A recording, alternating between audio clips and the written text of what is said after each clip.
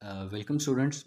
All of you are required to take out your books and keep referring to them during this slideshow. We are going to start the second chapter today. This tutorial and the others that are coming are important for your syllabus coverage, and all of you are required to consult them. None of you are allowed to skip them. So let's start. In this chapter, we are going to study about climate and different climatic zones of Pakistan. So in order to do that, first we will define what a climate is and how does it differ from weather. So climate and weather, they both refers to the atmospheric conditions of a particular area, but weather only refers to short term atmospheric conditions over a month or over some weeks or over a few weeks. In fact, it can also span over a few years as well. But climate actually refers to the long term atmospheric conditions, and the time period that is required to calculate the particular climate of a region is actually at least 30 years. So, given these conditions, Pakistan is divided into four different climatic zones. Zone A is highland climate, Zone B is lowland climate, C is coastal climate, and D is arid climate. You can also refer to the image that is on page 28 of your book as well.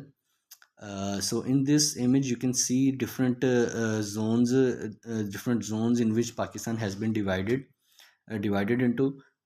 You have to understand one thing, that just because two different areas are in the same zone does not mean that the climate is uniform over there. So what do I mean by that? Let's take an example of highland climate. So in the image, you can see that the northern part of the Pakistan, or the northern mountains that include Himalayas, Karakorams, and Hindu Kush, they are also in the highland climate, and the western mountains that include the mountains of Waziristan and Kohat and Suleiman Range and Kirtha Range, they are also in the highland climate.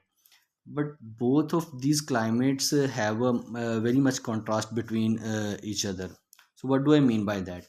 So northern highlands, they are not only higher, the mean altitude in these mountains is from 2000 meters to 8000 meters, compared to the mean height or mean altitude of 1000 to 4000 meters in the western mountains.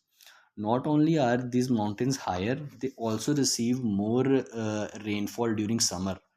The western mountains receive more rainfall during the winters. So why is that? Again, we will discuss it in our later slides.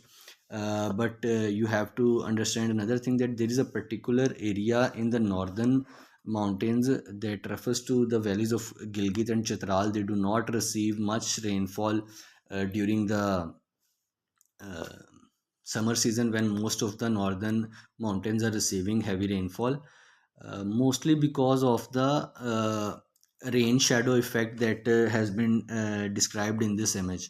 So what happens is, the clouds that are going to create rain, they actually are blocked by the high mountains, and the areas behind those mountains do not receive any rain. That results in a phenomenon known as rain shadowing. And if any one of you have gone to Gilgit and Hunza, you would know that there is a cold desert over there, and that desert is also formed because of this rain shadowing effect. The other climatic zone in Pakistan is the lowland climate zone. This zone actually includes all of the Indus Plain. We have already studied what the Indus Plain actually is. It is all the area that is irrigated by the Indus River. So again, just as I told you before, in the A zone, that not just because these different geographical locations are in the same zone does not mean that the climate is uniform over there. For example, I have highlighted two parts in this image, as you can see. The boulder circle or the oval in the upper side, it actually refers to the Pothar Plateau and the foothills of Himalayas. This particular area receives the most rain in Pakistan. However, the area that has been highlighted with a milder circle, that is the lower Indus plain. Lower Indus plain and the upper parts of the, or the lower parts of the upper Indus plain, they actually do not receive as much rain as the northern part, the Potwar Plateau and the foothills of the mountains. They do not receive as much rain as this particular area. This particular area receives the highest amount of rain in Pakistan. Also, the temperature is almost uniform in most of the lowland climate zone or the B zone. It is actually very hot during the summers and mild to cool during the winters. So the next climatic zone is the coastal climate. Coastal climate has something that is known as a maritime influence. So the coastal areas of Pakistan are actually divided into two parts. First one is the coast of Sindh, that includes the Indus River Delta, and the other part is the coast of Balochistan, also known as the Makran coast. So again, both these areas are under a phenomenon known as maritime influence. So, what maritime influence is actually a phenomenon that depends on the sea breezes from the ocean. These sea breezes actually keep the temperature, daily temperature, or the temperature, it keeps the temperature low and uniform throughout the year. So the temperature in the coastal areas is not very hot during the summers and not very cold during the winters. Why? Because in summers the cold wind or the cold breezes flow from ocean to land, and during the winters uh,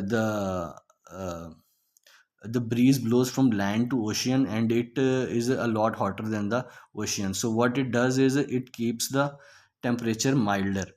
The next is the humidity level. Humidity, since these areas are closer to oceans, the humidity is usually moderate throughout the year. Humidity, as all of you know, is the amount of moisture in the air. So humidity during most of the uh, during most of the year is actually milder in these particular areas. These particular areas have a phenomenon known as maritime influence, as we have discussed before. It keeps the temperature uniform throughout the year. And the thing about the coastal climate areas of Pakistan is the Indus Delta and the coast of Sindh. It receives rainfall. It receives very moderate rainfall. It does not receive a lot of rainfall, but the rainfall that the Sindh coastal areas receive is actually during the summer, during the monsoon season. And the Makaran coast actually receives very moderate rainfall during the winters that is caused by western depression winds. We will study it in next slides. It is included in our next slides.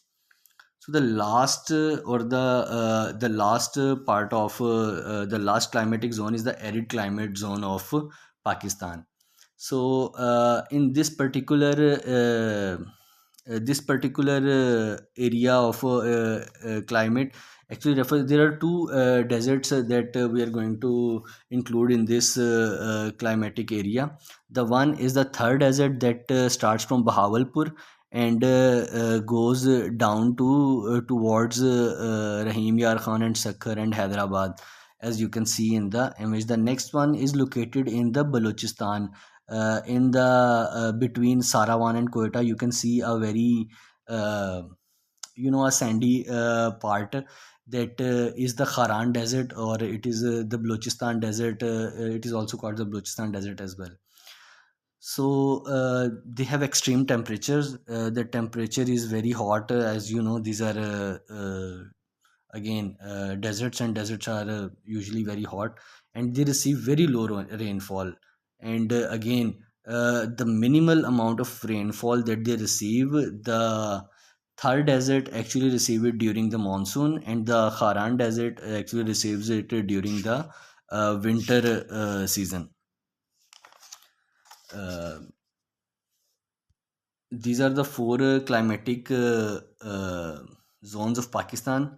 The next topic is the seasons of Pakistan. Pakistan actually has four seasons. These are not the seasons that we are accustomed to, like winter, summer, and autumn and spring.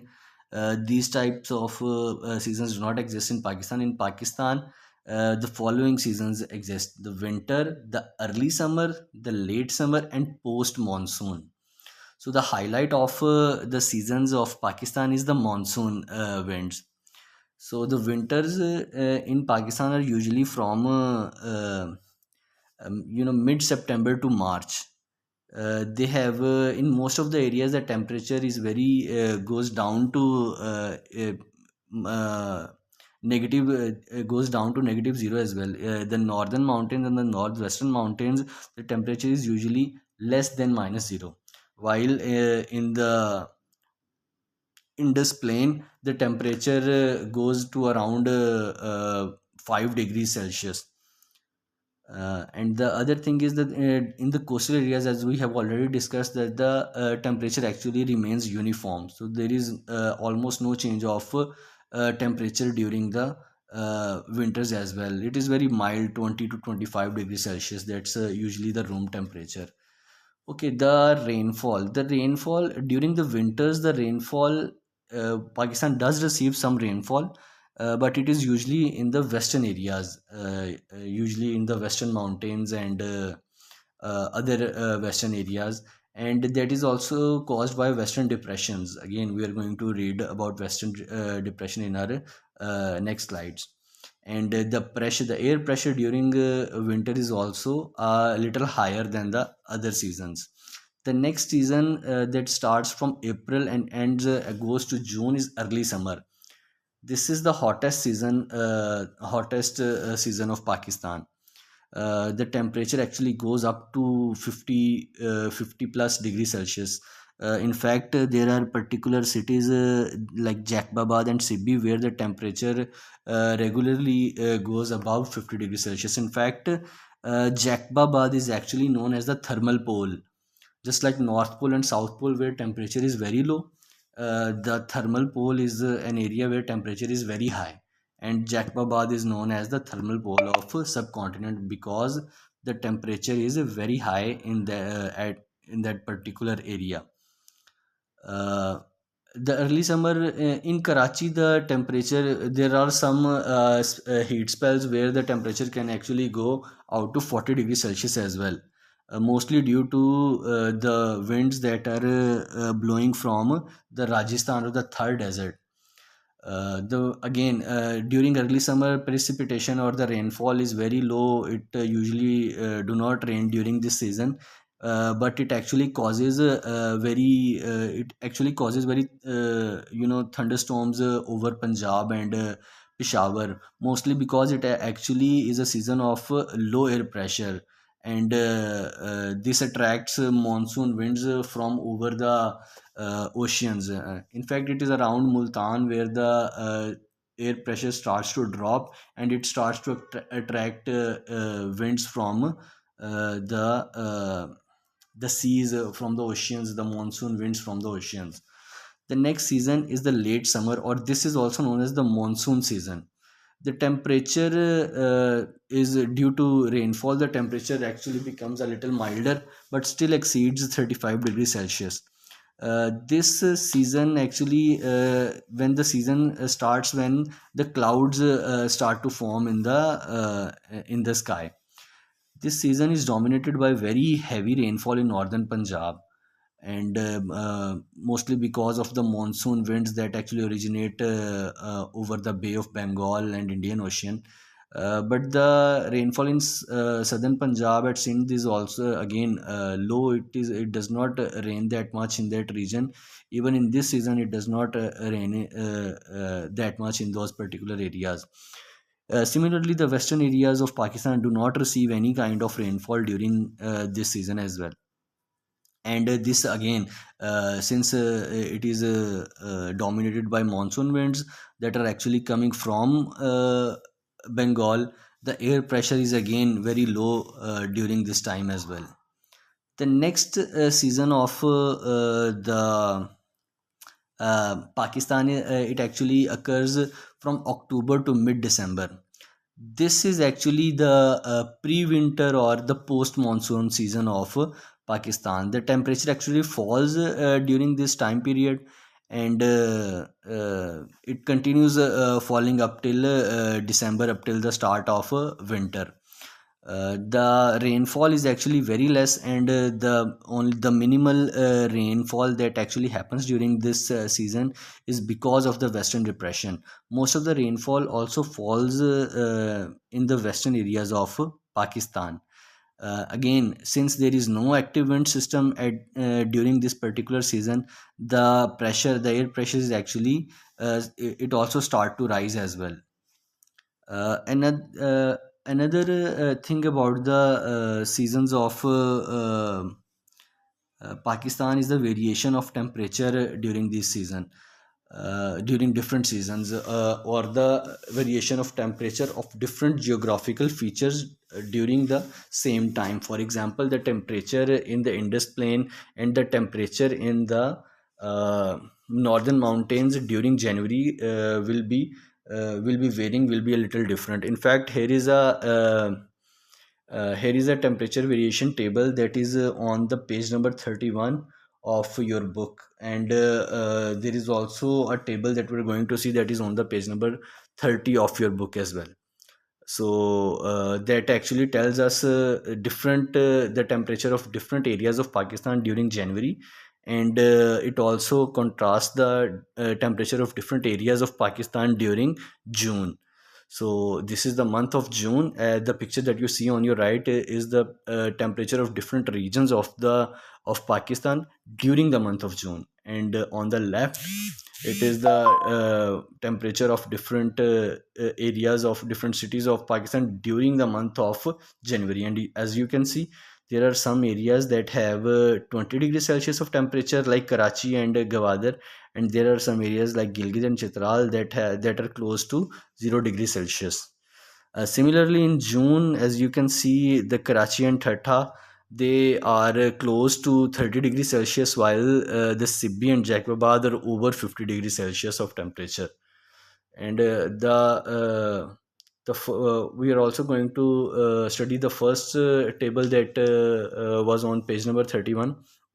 It tells us about the region, the region or the climatic zones, the areas that are included in it, and it is also telling us about the season, about the different season and what temperature conditions there are, and the reasons of that particular the reasons why the temperature is of that particular type.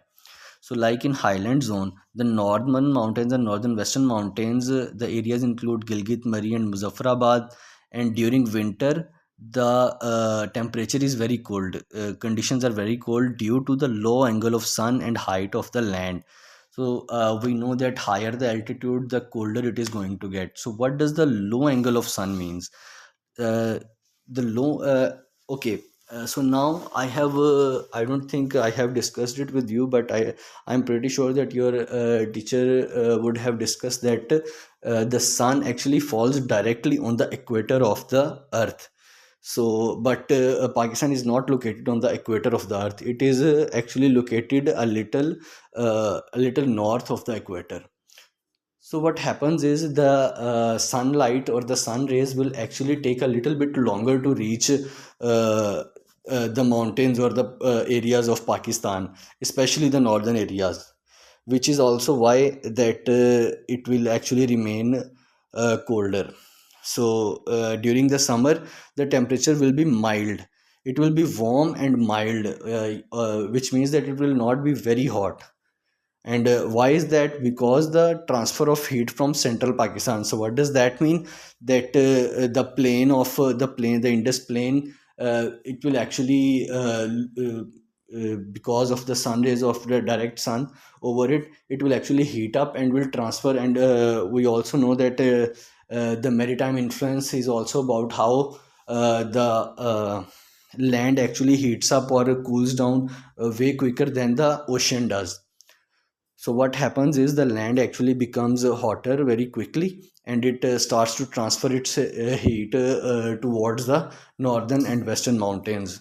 and again high angle of sun. Why? Because Pakistan is located at the north of the tropic of Cancer or the equator, and which actually causes the sun rays to travel more to reach our country. So the western bordering mountains and Balochistan plateau, uh, the same type of things happen, but due to different reasons. What does that mean? Low angle of sun, altitude, and rainfall from western depressions. So the temperature during winters is very cold. Why? Again, low angle of sun, and because we have already established that the western areas of Pakistan actually receive rainfall during the winters due to western depression winds. So that is also the reason why that particular area is colder during the winter. And during summers, there is a continental effect. Continental effect is the opposite of the maritime influence. Continental effect is when nothing is influencing the climate of a particular region. There are no breezes from the sea, or there is no active wind system that is influencing the uh, climate or a temperature of the particular region. That is known as continental effect. Okay, and okay, now come to the lowland zone. The temperature in the lowland zone during winters will be mild. It will not be very cold due to the continental effect, and during summer it will be very hot. Again, we have established the high angle of sun. All of the Pakistan will receive a very high angle of sun, other than the coastal and the southern plains, southern deserts, and the coastal plains. Why? Because they are a little bit closer to the tropic of Cancer and a little bit closer to the equator than the rest of Pakistan. The coastal zone, again, it has maritime influence, which means that the sea breezes will keep the temperature stable. The temperature will remain mild and not very cold during the winters, and not very hot during the summers. But it does occasionally get winds from Quetta that are colder, and those western depression winds that we talked about earlier. They can actually sometimes they can influence the temperature of Karachi and make it a little more colder. So the next are the arid zones. These are the again Kharan Desert in southwestern Balochistan and Thar and Cholistan Desert in the southeastern part of the country. During the winters, the temperature is cold and mild, and during the summer, the temperature is actually very hot. So that is, again, we have already established the angle of sun and lack of cloud cover during those particular areas. There are also a number of factors that can impact the temperature in Pakistan. First one is the latitudinal effect. So what is latitudinal effect? Again, the latitudinal effect is that the areas closer to equator receive direct rays, while the areas that are further apart from the equator actually do not receive direct rays, and the sun rays actually take a lot longer to reach those parts. So the southern part of Pakistan actually receive direct sun rays, while the most of the central and northern part of Pakistan actually does not receive direct sun rays. The sun rays actually take a lot longer to reach over there, which is why the northern parts of Pakistan are actually a lot more colder, while the southern parts are actually a lot more hotter than the rest of the country. The other is the continental effect. So, what is a continental effect? Continental effect is the reverse of the maritime influence. So, what is maritime effect or maritime influence? In which the sea breezes from ocean are actually keeping the temperature stable. Continental effect is the absence of any outside influence on the temperature.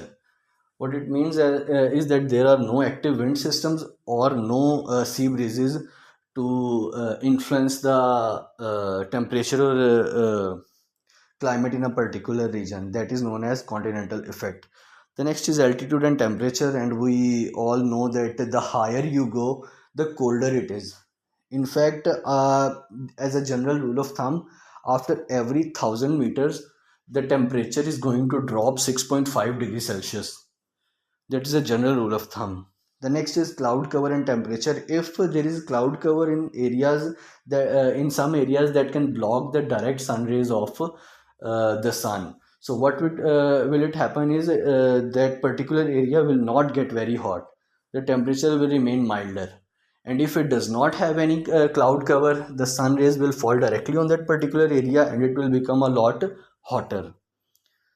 So the next one is the latitude and the angle of sun. Again, we have all there is an image behind beneath that particular thing. I have already tried to explain it, and even the image is self-explanatory as well.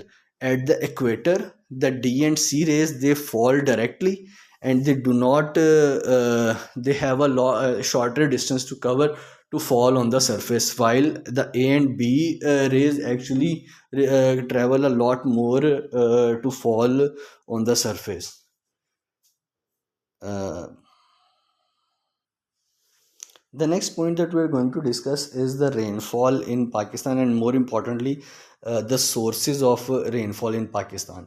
So the most of Pakistan is semi-arid. It means that it does not receive a lot of rainfall.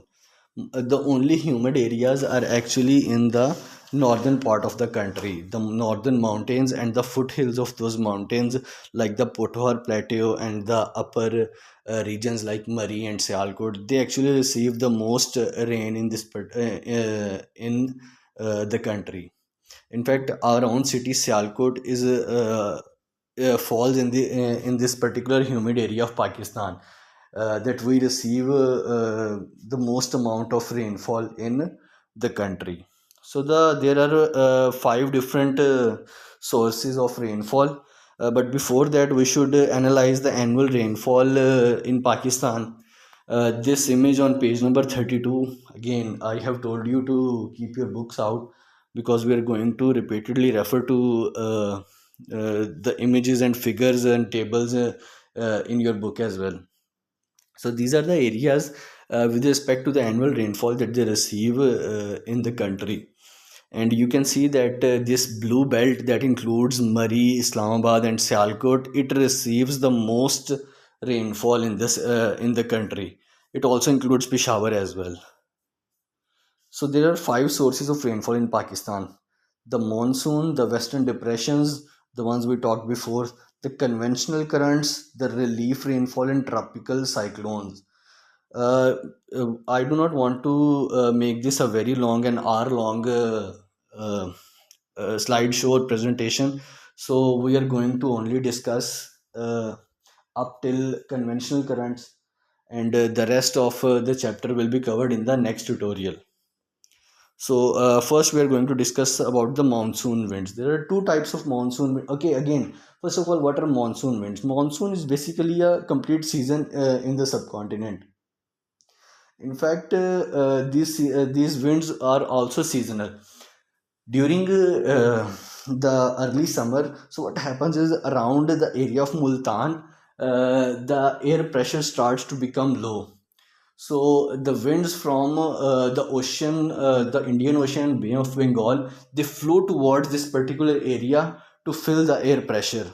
And these winds that go from ocean to overland are known as southwest monsoons, and they flow during the summer. And these are the ones that actually cause the huge rainfall. There is also another monsoon winds during the winter as well. These are northeast monsoon winds. They actually flow from the land towards the ocean, and since they are dry, they have no impact on the rainfall of any particular area. uh, we have this image on page number 33 as well, that actually describes the two different northeastern and southwestern monsoon winds. And o- occasionally there is an overactive monsoon system. That overactive, it will be northeastern overactive monsoon winds that can actually cause some rainfall in the coastal areas of Karachi and Sindh. Otherwise, the northeastern winds, they actually do not cause any rain. The next source of rain in Pakistan are western depressions. These are actually winds that originate from cyclones in Mediterranean Ocean, and they flow over the Middle East and Iran, and then come to Pakistan.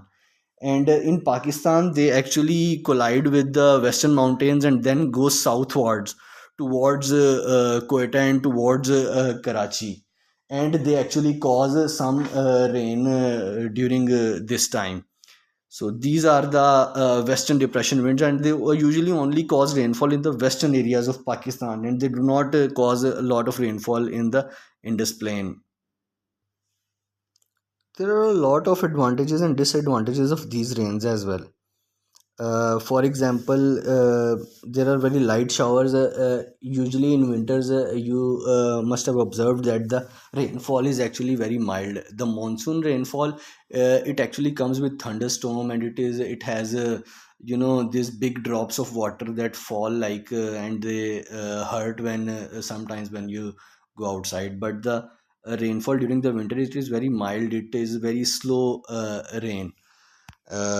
And What happens is it actually fills the reservoirs with water.